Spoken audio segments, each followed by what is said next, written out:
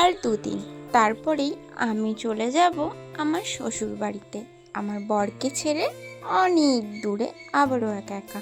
Hey guys, আমি কোয়েল চলে এসেছি আবার একটা নিয়ে ভিডিও নিয়ে তোমাদের সাথে। আজকে না সকাল থেকেই বাড়িতে গ্যাস শেষ হয়ে গেছিলো, তাই আমি সকালবেলায় কাজকর্ম সেরেই স্নান করে নিয়েছিলাম।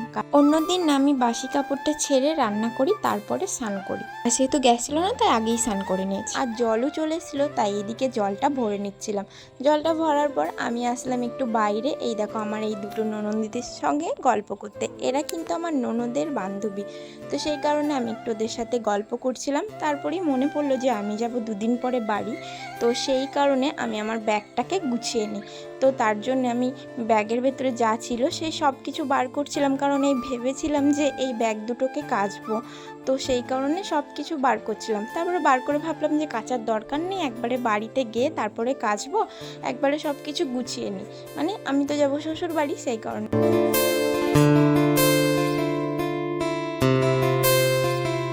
আর এই ঢপটা কিনেছিলাম, আর কিছুদিন পর থেকেই আমি না আমার বরের কাছে থাকবো, তো সেই কারণে ঢপটার মধ্যে আমার রেগুলার যে জামা প্যান্টগুলো হবে সেইগুলো পরবো, রাখবো, তো সেই কারণেই আমার কেনা। আর এই যে বড় ব্যাগ, এই বড় ব্যাগটা নিয়ে আমি যাব শ্বশুর বাড়িতে, কারণ আমার ওখানে অনেক কিছু আছে যেগুলো আমি ওখানে পড়তাম, থাকতাম, তো ওখানেই সব কিছু যেগুলোকে আমাকে আনতে হবে। তাই এই ব্যাগে করে গুছিয়ে কিছু জিনিস আনবো, আবার যখন একবারে চলে আসবো তখন আবারও কিছু জিনিস আনবো। তো সবার প্রথমে ভেবেছিলাম বড় ব্যাগটা করেই একটা ব্যাগে করে আনবো, কিন্তু তারপর ভাবলাম যে না, আমি যেহেতু একা যাব সেই কারণে আমি এই ছোটো ব্যাগটাতেই যাবতীয় জিনিসপত্র গুছিয়ে নিয়ে এটাই আমি কাঁধে করে নিয়ে যাব, আর তারপরে চলে আসবো বড় ব্যাগটা গুছিয়ে। আমি যাচ্ছি ঠিকই, কিন্তু আমার বর না আমাকে নিয়ে আসবে। আমার শাশুড়িদেরও আমাদের এখানে আসার কথা। খুব তাড়াতাড়ি না তোমাদেরকে একটা নিউ সুখবর দেব। কী সুখবর সেটাও তোমরা দেখতে চাইলে আমার পেজটা ফলো করে রাখবে, যাতে ওই সুখবরের খোঁজটাও তোমরা জানতে পারো। তারপর আমি নিয়ে নিচ্ছিলাম আমার কিছু প্রোডাক্ট, সাবান। এই সাবানগুলো কিনেছিলাম, আমি রেগুলার ব্যবহার করি, তবু আমার শাশুড়ি মা আর আমার মাকে দেওয়ার জন্য নিয়েছিলাম, তো ওদেরকে দিলাম। ওই ব্যাগটা গুছানো তো হয়ে গেল, ওটাকে আমি রেখে আসলাম। তারপরে নিয়ে নিলাম ঝোলাটাকে। প্রথমে ভাবলাম যে এই বড়ো ব্যাগটা নেবো, কিন্তু আমি তো দেখলেই ছোটোটা গুছালাম। তারপরে ওই ঝোলার ভেতরে সব কিছু ভরে নিলাম, শ্যাম্পু থেকে শুরু করে সব কিছু। আমার বাবার বাড়ি থেকে সর্ষে আর মসুরি দিয়েছিল, তো সেটাকেও ভরলাম। তারপরে ভরে নিলাম কিছু কোটোকাটা, যেগুলো আমি মেলা থেকে কিনেছিলাম, আমার শাশুড়ি বলেছিল তাই। সব কিছু গুছানোর পর আমি ঘরে রেখে আসলাম। তারপর আমি বাইরের দিকে চেয়ে দেখছি আমার বর এখনও আসছে না গ্যাস নিয়ে, তাই আমি রাস্তার ধারে একটু বসলাম বারান্দায়। কিছুক্ষণ পরেই দেখলাম ও গ্যাস নিয়ে হাজির।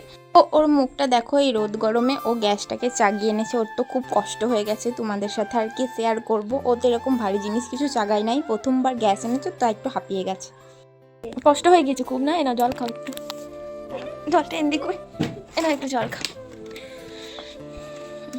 হ্যাঁ গো, কি কষ্ট।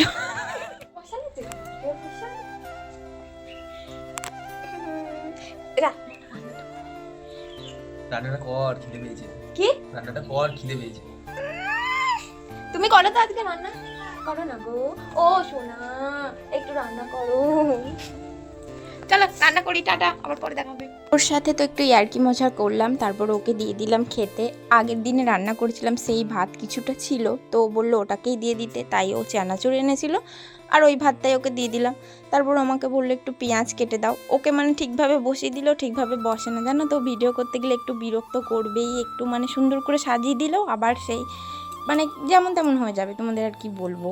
তারপর পেঁয়াজটা ছাড়িয়ে ওকে দিলাম। এখন তো অনেকটা বেলা হয়ে গেছে, আমাকে তো আবার রান্নাও বসাতে হবে। তার আগে ওকে তো খেতে দিচ্ছি, খেতে দিয়ে এটুকাটু গুছিয়ে তারপর আমি রান্নাটা বসাবো। তারপর আমি ভাত বসিয়েও দিয়েছিলাম। ভাত বসানোর সঙ্গে সঙ্গে দেখলাম আমার বর 3খানা নাইটি এনেছে। ওর পছন্দ ছিল এই সবুজ কালারটা, কিন্তু পরার পর মনে হলো ওর পছন্দ অরেঞ্জটা। তো যখন আমি নাইটিগুলো পরলাম তখন ও দুটোই পরালো, অরেঞ্জটা আর সবুজটা দুটোই। তো ওর তুমি প্রথম থেকেই দেখো যে ও সবুজটা পছন্দ বলে কিন্তু ও সবুজটাকেই খুলেছে সবার প্রথমে, বাকিগুলো খোলেনি। তো ফাইনালি এই অরেঞ্জটা নিয়েছি, কারণ এটা পরার পর দেখতে সুন্দর লাগছিল।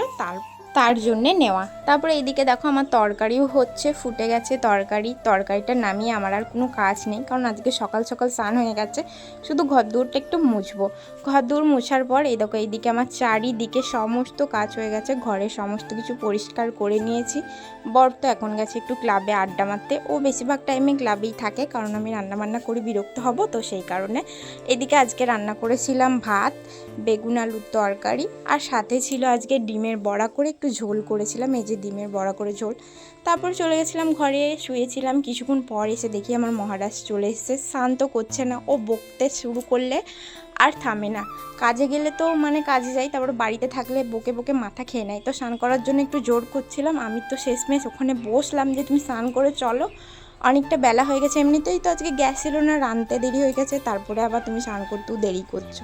তারপরে এখানে চলে এলাম, ওইদিকেও স্নান করছে, আর আমি চলে এলাম ভাতের মানে হাঁড়ি নিয়ে, যে ভাতটা বাড়ি ও স্নান করতে করতে সব হয়ে যাবে।